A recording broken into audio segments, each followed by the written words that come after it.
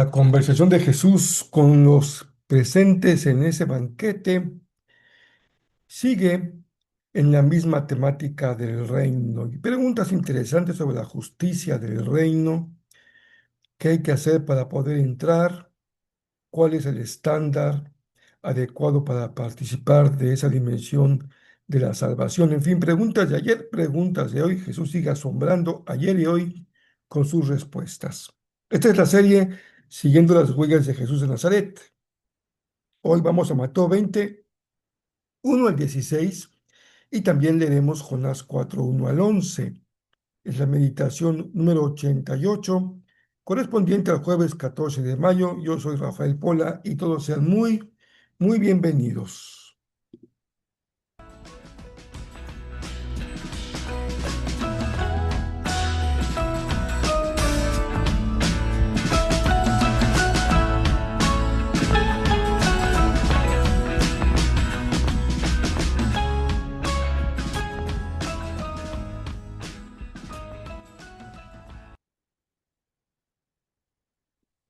Uno de los atributos de Dios, del Dios de Israel, es sin duda el Dios de justicia. Por eso la pregunta que se plantea en este texto no deja de ser muy importante y atinar al corazón mismo de la enseñanza de la palabra de Dios y de la fe de Israel.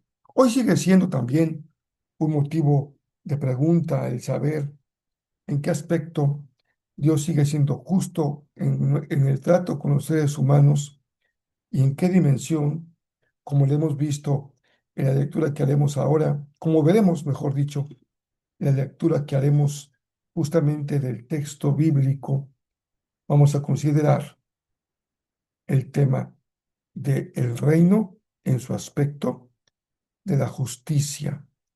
¿Por qué de la justicia? Porque se refiere a aquellos que pueden o no participar del reino, y si es justo o no lo es participar, entrar y disfrutar de todos los beneficios del reino. Entonces, como solemos hacer en cada meditación, vamos al texto bíblico, en este caso Mateo 20. En el reino de Dios, observen cómo sigue siendo el mismo tema. Sucede algo parecido a lo que pasó en una viña y continúa con una parábola. Ahora, el ejemplo se centra en una viña. El dueño salió muy de mañana a contratar hombres para que trabajaran en ella. Se puso de acuerdo con los trabajadores para pagarles el salario de un día completo y los envió a trabajar. Como a las 9 de la mañana, el dueño volvió a salir y en la plaza encontró a varios hombres que estaban desocupados. Les dijo: vayan a trabajar a mi viña y les pagaré un salario justo. Los hombres aceptaron y fueron a trabajar. Como a las 12 del día, el dueño volvió a hacer lo mismo y salió otra vez a las 3 de la tarde. Ya eran las 5 de la tarde cuando el dueño fue de nuevo a la plaza y vio a otros hombres desocupados y entonces le preguntó: ¿por qué han estado ahí todo el día sin hacer nada? Ellos le contestaron: porque nadie nos ha dado trabajo. El dueño les dijo: vayan a trabajar en mi terreno. Cuando se hizo de noche, el dueño le dijo al jefe de los trabajadores: llama a cada uno de los trabajadores y págales, comenzando por los últimos que vinieron y terminando por los que vinieron primero.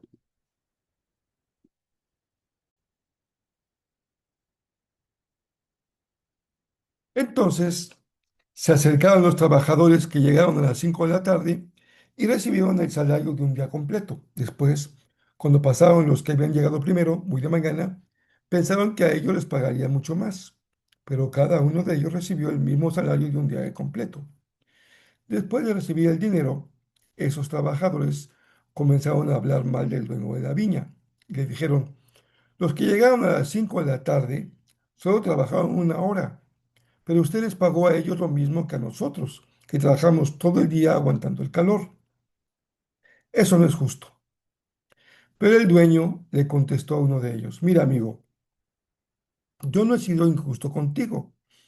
Recuerda que los dos acordamos que tú trabajarías por el salario de un día completo. Toma el dinero que te ganaste y vete.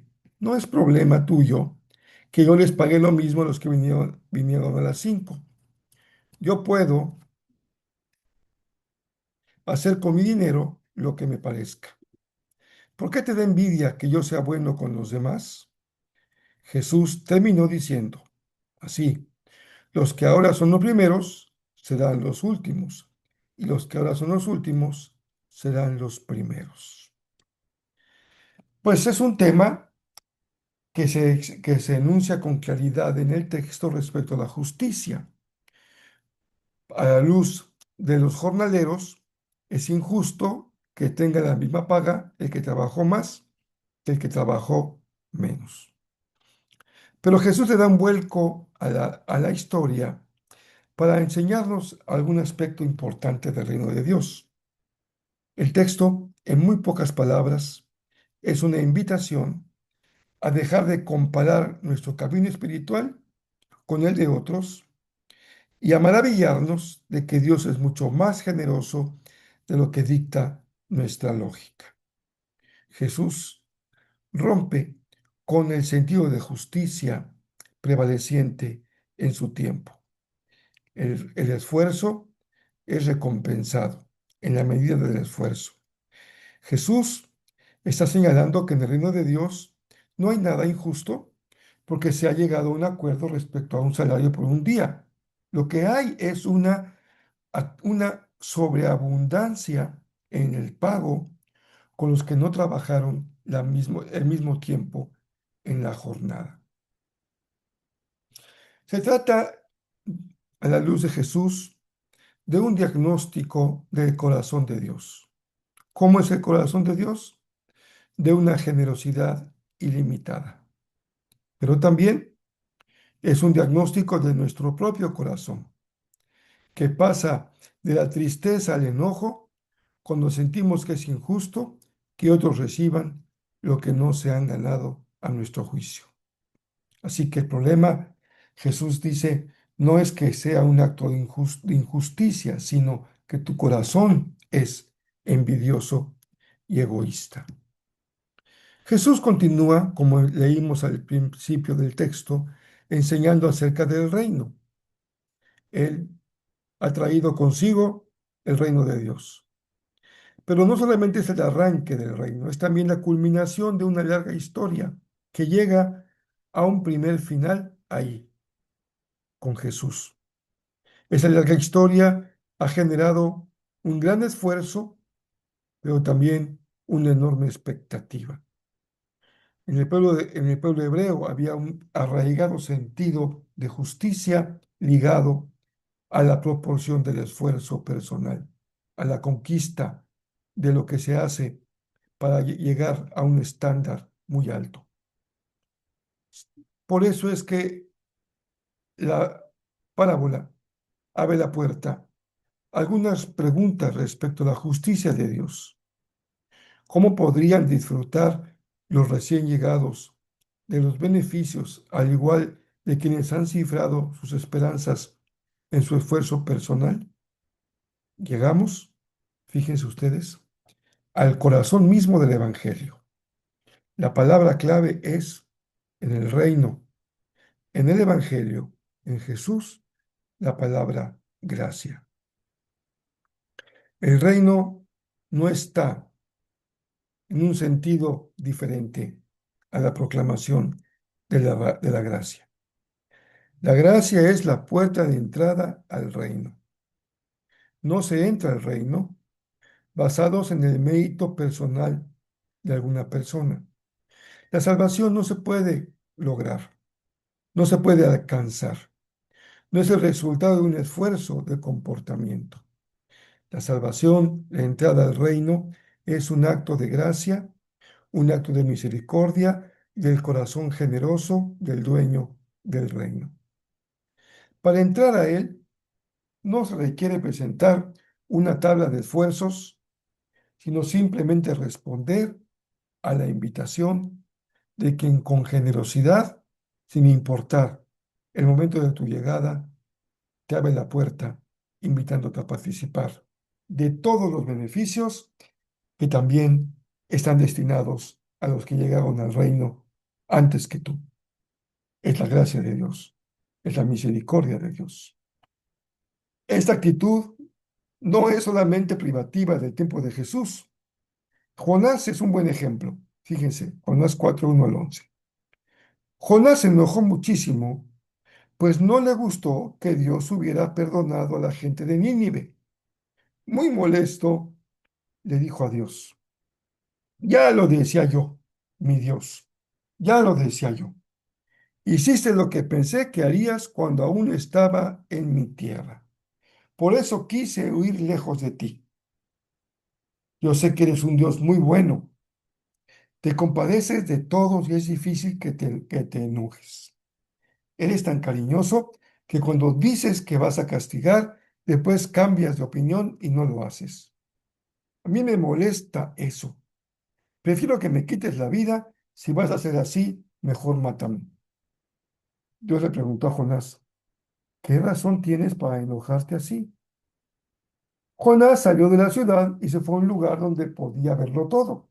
Luego cortó unas ramas y construyó un refugio para protegerse del sol. Se sentó bajo la sombra y se puso a esperar lo que iba a pasar en la ciudad.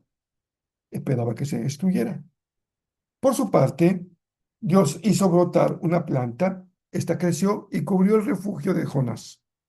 Así Dios le dio a Jonás una sombra mejor para que no sintiera tanto calor. Jonás quedó muy contento con aquella planta. Pero después Dios hizo que un gusano viniera el otro día y picara la planta. Esta pronto se secó, y cuando salió el sol, Dios mandó un viento tan caliente que el pobre Jonás casi se desmayaba. Era tanto el calor que Jonás quería morirse y por eso gritó: prefiero morir que seguir viviendo.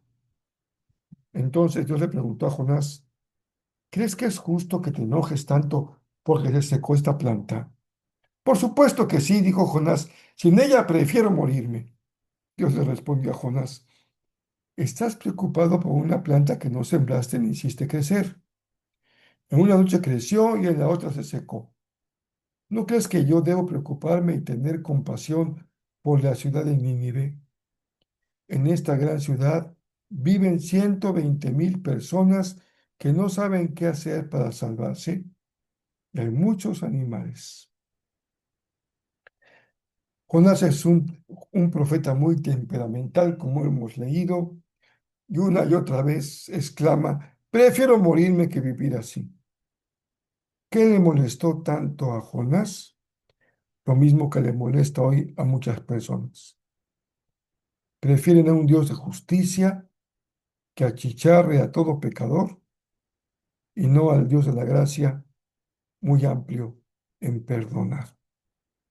Pero tú y yo hemos sido invitados y estamos en el reino porque Dios es amplio, amplio en perdonar y misericordioso.